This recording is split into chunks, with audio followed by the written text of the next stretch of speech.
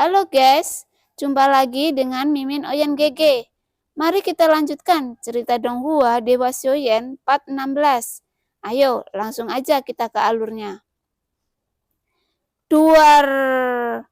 Meskipun cahaya biru yang diayunkan oleh pedang raksasa tidak terlihat mewah, tetapi kekuatan abadi yang terkandung di dalamnya sangat kuat.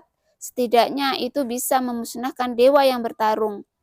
Tentu saja, pada saat ini, alis Xiaoyan menjulang. Selain jejak dewa jahat, ada 3 jejak bintang yang berkedip. Xiaoyan telah berhasil menguasai tekniknya.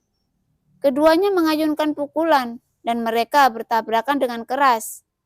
Raungan bergema, tanda pedang cahaya biru dan penguasa berat dalam misterius yang sunyi Xiaoyan bertabrakan, dan kumpulan pedang yang tak terhitung jumlahnya juga menyapu ke arah Xiaoyan pada saat tabrakan. Sedemikian rupa sehingga pakaian Xiaoyan terpotong, dan daging kekuasaan terlihat di bawah pakaian. Kumpulan pedang yang menyebar dari tanda pedang biru sama kuat dan tidak biasa menghindar. Tetapi ketika menyelimuti tubuh Xiaoyan, itu membuat pupil Yoshio sedikit menyusut. Karena kumpulan pedang yang mendarat di tubuh Xiaoyan membuat suara emas dan besi bertabrakan, seolah-olah tubuh Xiaoyan sebanding dengan Zhen Jin, sangat tangguh, dan kumpulan pedangnya tidak pernah meninggalkan bekas luka di tubuhnya. Yoshio mendesis dingin, matanya melonjak kedinginan, dan dia sangat terkejut oleh Xiaoyan. Bahkan jika Xiaoyan adalah pembangkit tenaga listrik langkah kelima, sama sekali tidak mungkin baginya untuk tidak terluka dalam terkena cahaya birunya. Bahkan pedangnya patah. Tubuh Xiaoyan berkelebat dengan kilat di langit. Api menyala di matanya, dan tanda pedang biru secara bertahap dikonsumsi, dan akhirnya menghilang. Mustahil. Dia tidak memiliki jejak keabadian di tubuhnya, tapi tubuhnya yang begitu kuat. Hei, mungkinkah dia adalah tubuh abadi? Yoshio diam-diam terkejut, meskipun tubuh abadi sangat langka, tetapi karena kekuatannya, itu juga beredar luas, dan sebagian besar makhluk abadi menyadari keberadaannya. Pada saat ini, tepat ketika Xiaoyan akan terus menyerang Yoshio lagi, selusin setan di sekelilingnya bergegas masuk dengan kecepatan yang sangat cepat, dan mengepung mereka dari segala arah. Ada pisau, pedang, dan bahkan busur dan panah. Set!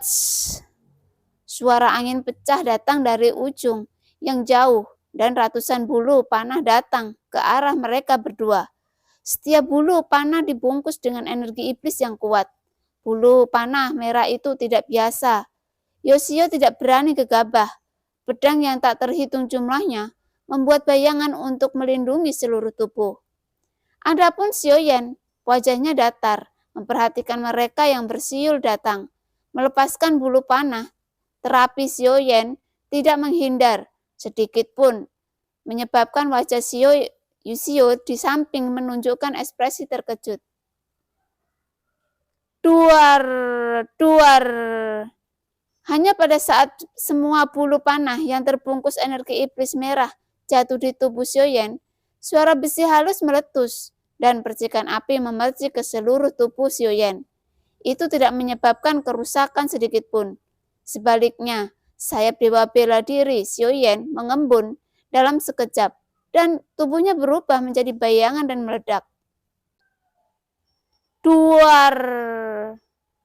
Dengan suara teredam, iblis Moruo yang berada di tengah 8 penguasa berat yang sunyi Xiaoyan langsung lumpuh, tulang dan dagingnya runtuh, dan dia menghantam tanah dengan keras. Melihat adegan ini, Yoshio berhenti berpikir untuk pergi saat ini. Dia sudah bereaksi saat ini. Dia jelas bukan lawan Xiaoyan, dan dari sudut pandang perilaku Xiaoyan, dia juga orang yang galak. Jika dia benar-benar ingin melarikan diri, Xiaoyan mungkin akan membunuhnya terlebih dahulu tanpa ragu-ragu. Lagi pula, iblis-iblis ini sama sekali bukan ancaman bagi Xiaoyan. Dibandingkan dengan iblis Moruo, formasi di sini benar-benar lebih mengancam. Tapi untuk Xiaoyan, selama ada mata anjing di formasi, tidak peduli formasi apa yang dia miliki. Xiaoyan dia bisa mengabaikannya. Mata Xiaoyan lebih tertuju pada Yoshio dan Taiking.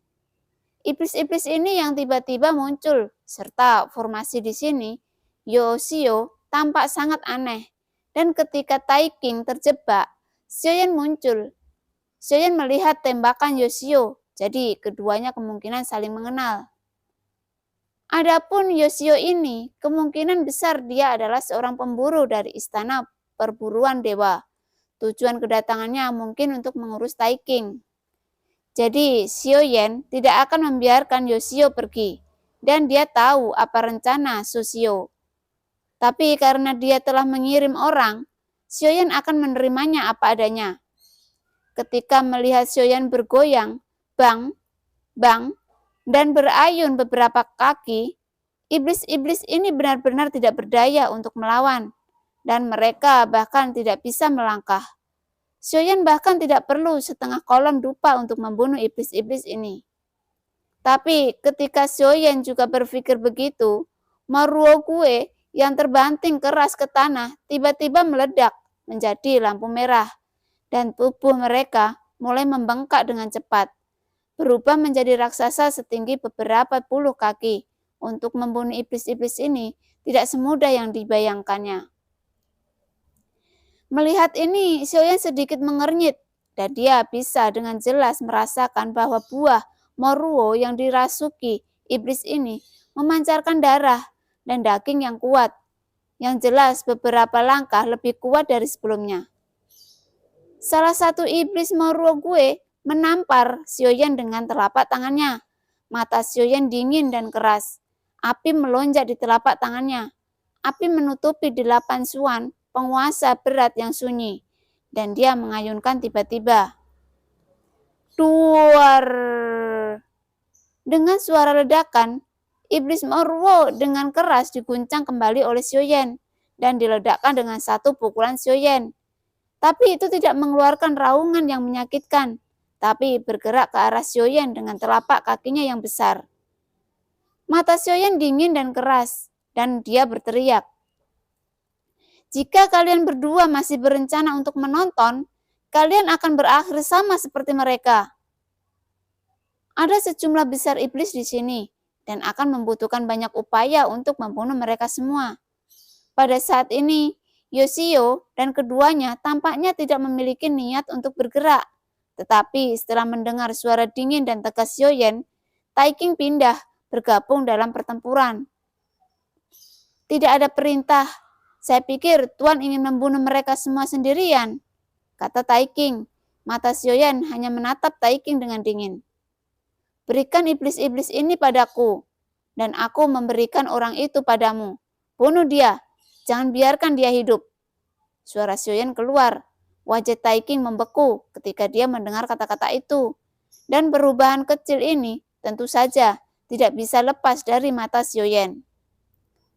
Dan ketika Yoshio mendengar kata-kata itu, ekspresi wajahnya juga sedikit berubah. Setelah berbicara, Xiaoyan tidak terus memperhatikan mereka berdua. Saat tubuhnya bergerak, dia bergegas keluar. Ini adalah hal yang nyata untuk meluangkan waktu untuk menyingkirkan iblis-iblis ini. Dan 5 pembangkit tenaga listrik Taisu di belakang mungkin akan segera menyusul. Oleh karena itu, Xiaoyan ingin memanfaatkan waktu untuk meningkatkan dewa, dan 900 juta sumber Qi masih jauh dari cukup. Faktanya, Xiaoyan sekarang memiliki lebih dari 2 miliar origin Qi yang dapat dilepaskan, dan level ini telah mencapai origin Qi yang hanya tersedia di puncak dewa pertarungan bintang 9. Namun, setelah pertarungan Donghai Yuan, Xiaoyan menyadari bahwa miliaran origin Qi tidak ada artinya, dan puluhan miliar origin Qi benar-benar di atas segalanya. Menurut peningkatan kekuatan Xiaoyan saat ini, ketika Xiaoyan mencapai puncak dewa pertarungan bintang 9, dia memiliki sekitar 2,5 miliar origin Qi. Dengan tambahan laut bintang ganda, itu bisa mencapai 5 miliar. Tetapi meskipun demikian, ada kesenjangan besar antara puluhan miliar di Laut Cina Timur. Tapi 5 miliar sudah lebih dari 9,9% dari puncak dewa bintang 9 Dou. Tapi yang diinginkan Xiaoyan adalah melampaui semua dewa yang bertarung. Bagaimana menjadi dewa tanpa iblis?